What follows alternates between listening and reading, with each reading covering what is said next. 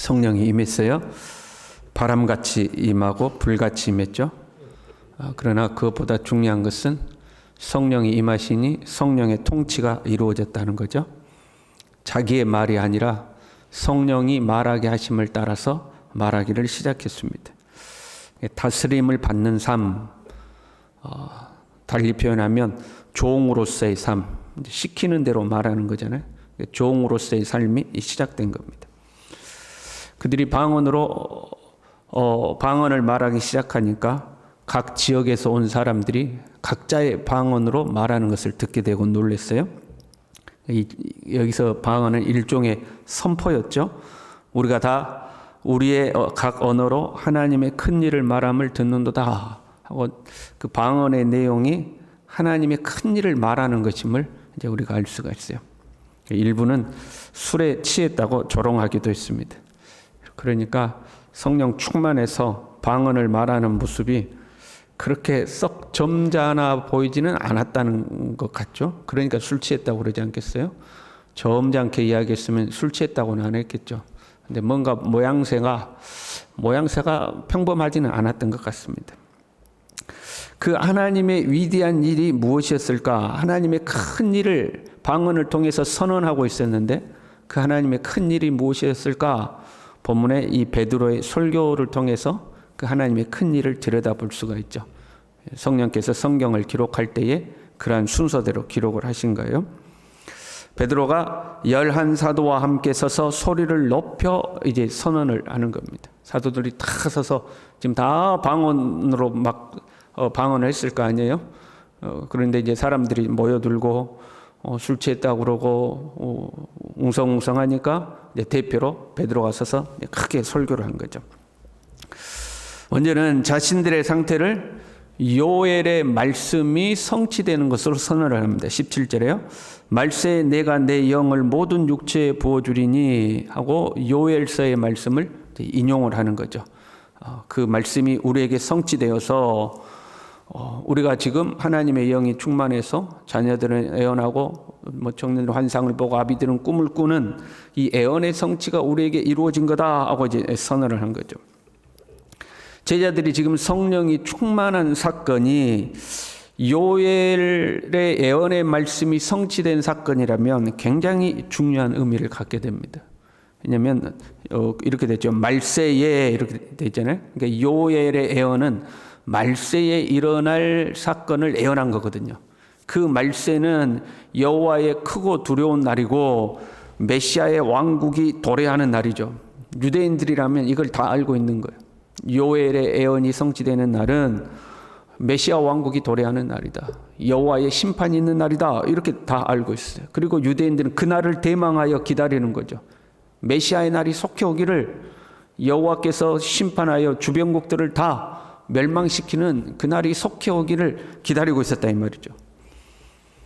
그러니까 제자들에게 이 요엘의 애언이 성취됐다. 이거는 굉장히 이제 중요한 의미를 갖게 됩니다.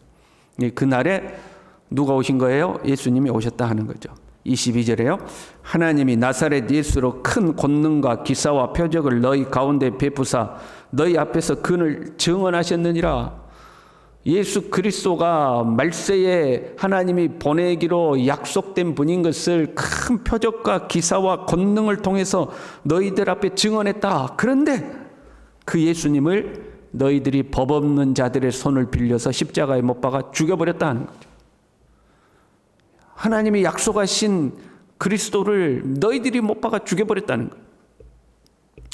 그럼에도 불구하고 다윗의 예언대로 예수님이 썩음을 당치 아니하시고 다시 부활하셨다는 거죠. 가만 보면 22절에는 예수님을 나사렛 예수 이렇게 표현하고 있고요. 31절에는 그리스도의 부활이라는 표현을 쓰고 있고요. 32절에 다시 이 예수를 이렇게 하죠. 예수님이 그 그리스도다 하는 것을 이야기하고 있죠. 말세에 보내주시기로 약속된 그리스도가 바로 이 예수님이다 하는 거죠. 그 예수님이 너희가 십자가에 못 박아 죽여버렸는데 하나님이 그 예수님을 다시 살리셨다. 예수님이 다시 살아나신 것이 그리스도 되심의 증거다 하는 거죠. 그리고 그 예수님이 다시 살아나신 것에 우리가 증인이다.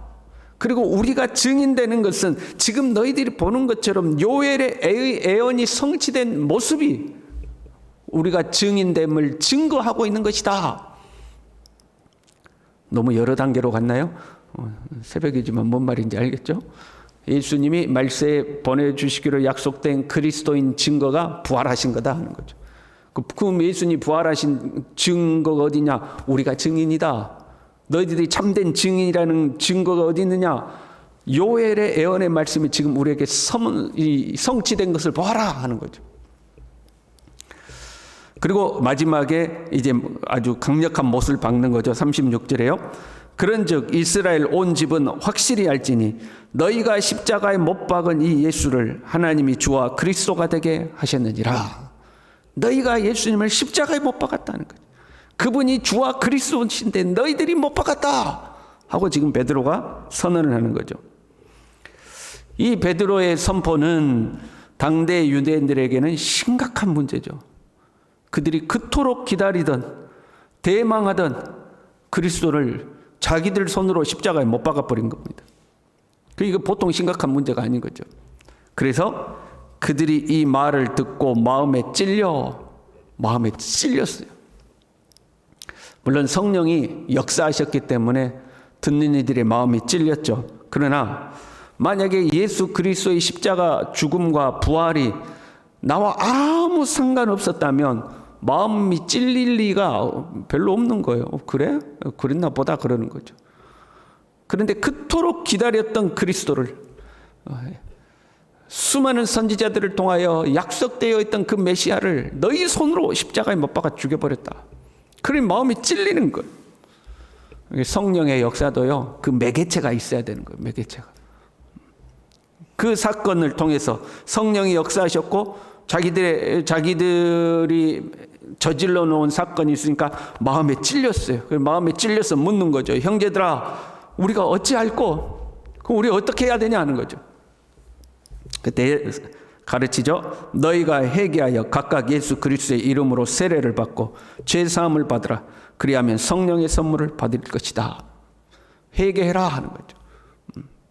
회개하고 예수 그리스도의 이름으로 세례를 받고, 우리식으로 말하면 회개하고 예수 믿으라는 거죠. 예수 믿고 죄 사함을 받고 성령 받으라 하고 이야기를 하는 거죠. 세례 요한도 회개하라고 그랬죠. 예수님도 회개하라고 그랬죠.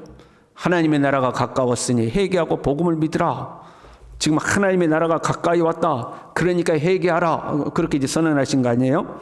그런데 요엘의 예언의 성취는 유대인들에게 있어서는 그야말로 종말인 거예요.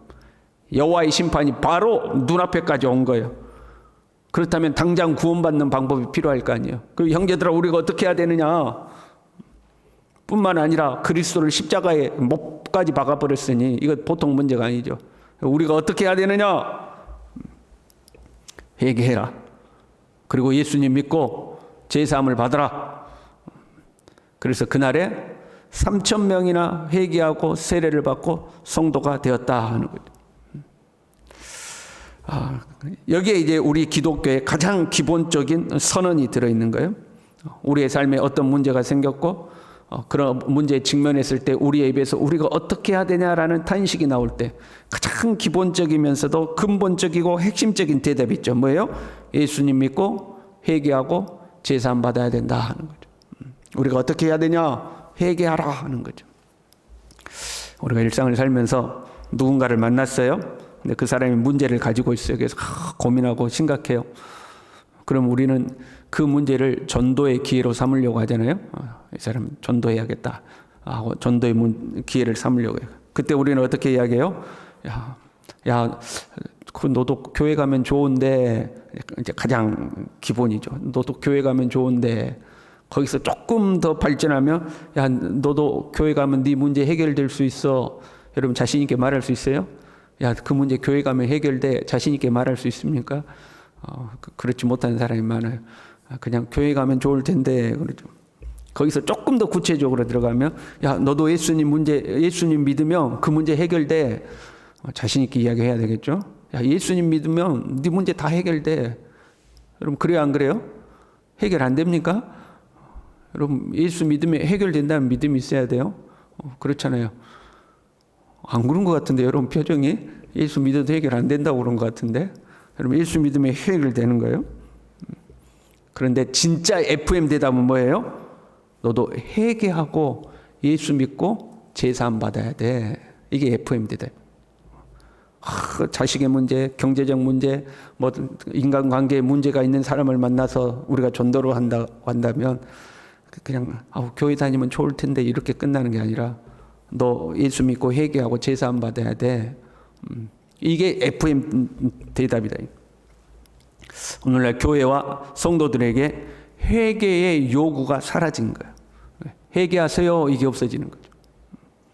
맨날 위로와 권면의 말만 있는 거예요. 아이고 얼마나 힘들까. 힘내세요. 하나님이 도와주실 거예요. 힘내세요. 위로의 말만 있는 거죠. 어떤 성도가 문제가 생겼어요. 그래서 요즘 힘들어 죽겠어요. 권사님 힘들어 죽겠어요. 목사님 힘들어 죽겠어요. 그럼 우리 뭐라고 그래요? 그러게요. 집사님 얼마나 힘드십니까? 힘내십시오. 좋은 날이 올 것입니다. 힘내십시오. 우리 다 그런 식으로 이야기하잖아요. 힘내십시오. 좋은 날 올 겁니다. 하나님이 더 좋은 걸로 주실 겁니다. 물론 맞는 말이기도 하지만. 근데 그 성도를 향해서 회개하고 제사함 받고 예수님 앞에 똑바로 서십시오. 하나님 앞에 회개할 거 있는가 돌아보시고 믿음을 똑바로 하십시오. 우리 이렇게 말 못한다 이 말이에요. 그렇잖아요. 여러분이 저한테 뭔가 상담하러 왔더니 권사님 회개하세요. 그럼 여러분 시험 들어 돌아가지 않겠어요?